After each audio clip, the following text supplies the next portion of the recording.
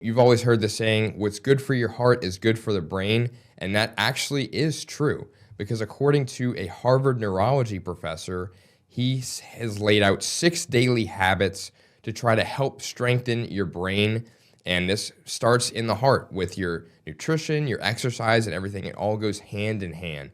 And the professor, Rudolph E. Tanzi, actually laid out these 6 habits. He coined an acronym called SHIELD.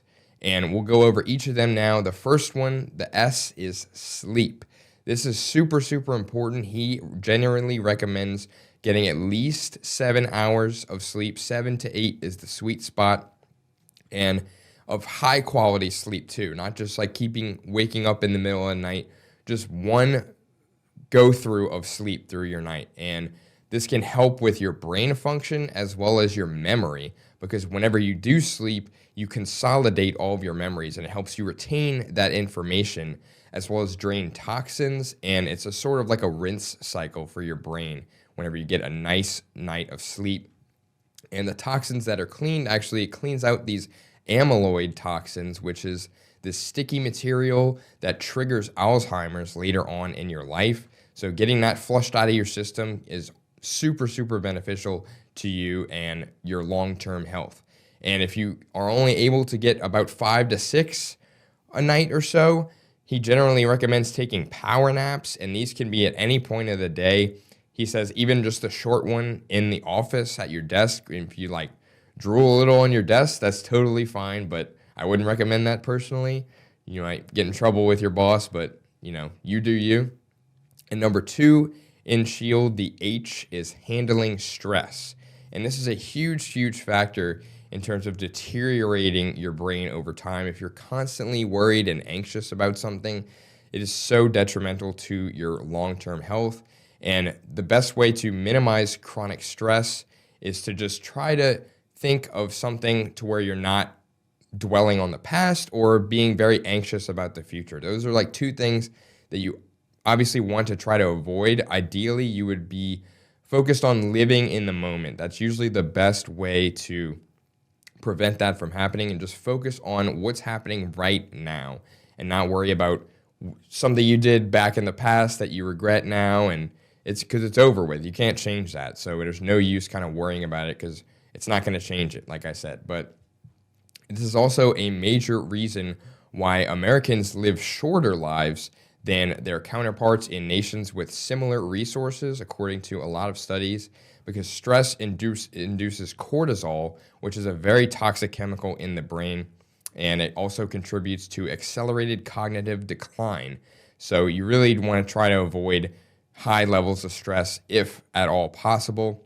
And a huge reason that he cited as people having this stress is to kind of tune out the constant monologue that might be in your head.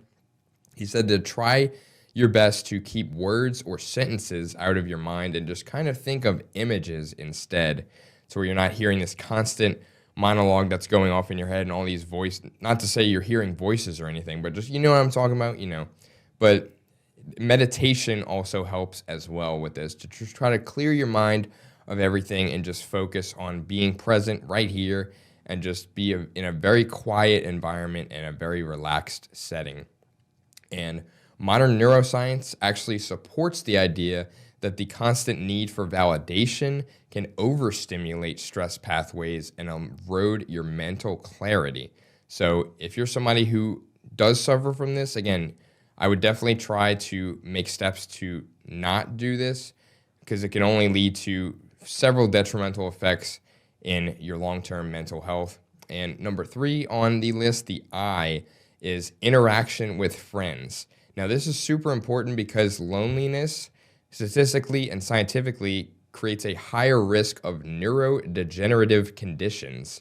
And this can be hanging out with people that you're close to outside of work and your family, ideally.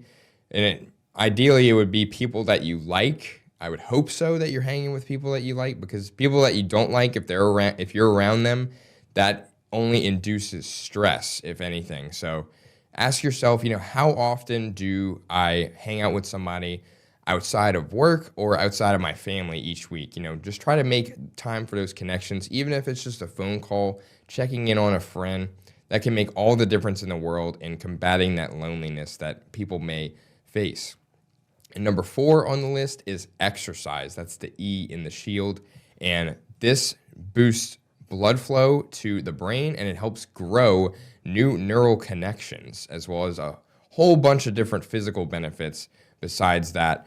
And it also induces the birth of new nerve cells in a process called neurogenesis. And this happens in the part that's first affected by Alzheimer's in the brain. So it's super, super effective at combating and staving off Alzheimer's if you're somebody who is worried about that as you get older in your life.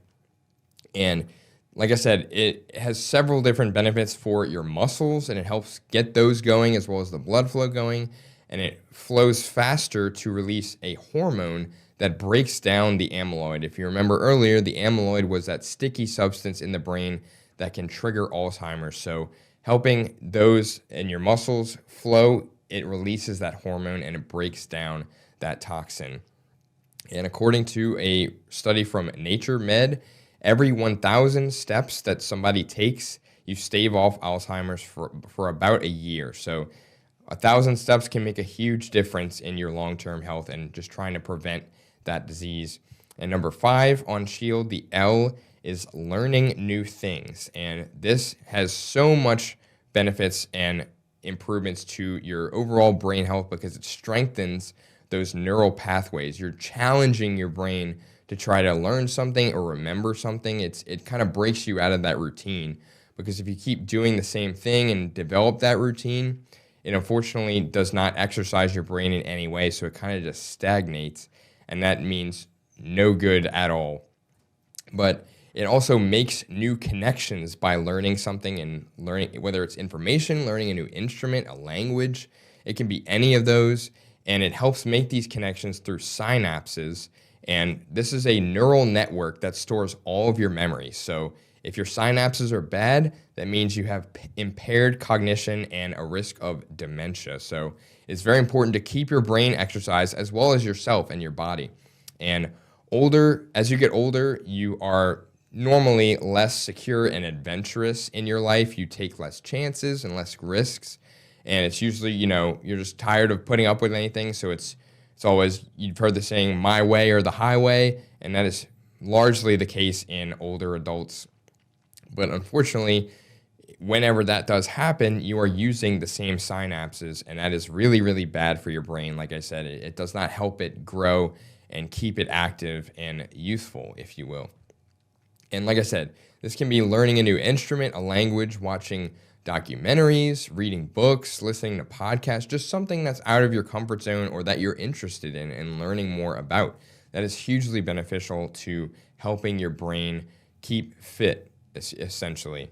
And the last tip on the list is diet. And this, he says, is the most important. It's what we talked about earlier with keeping your heart healthy, and what's healthy for the heart is good for the brain. And this supports long-term cognitive health. And if you have a very balanced diet and you're doing everything right, your gut actually releases metabolites to get rid of the amyloid plaque that's on your brain, as well as stop neuroinflammation. So it's all really, really good things that you can put in your body, and it can reward you as a result. And the professor, he says he likes to typically stick to a Mediterranean diet, and this typically consists of a lot of fruits, vegetables, and olive oil. And he said he is a vegan, but he said he's not going to pass up a good pizza when he sees it. And I don't know if I would either. I can't blame the guy.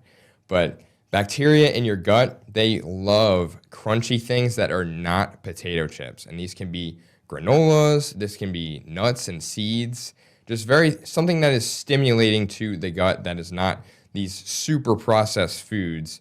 And he's actually working on a new book where he is going over the impact of diet and environmental exposures. And this is something where he dives into that he calls the killer P's. And these are plastics, pollution, periodontal bacteria, and processed foods, like I mentioned with the potato chips. So it's something you generally want to avoid at all costs to help, your brain grow and keep it fresh and young and stave off those potential devastating diseases like dementia and Alzheimer's, because a lot of people know all too well how excruciating that can be and just heartbreaking it can be to see a loved one going through that.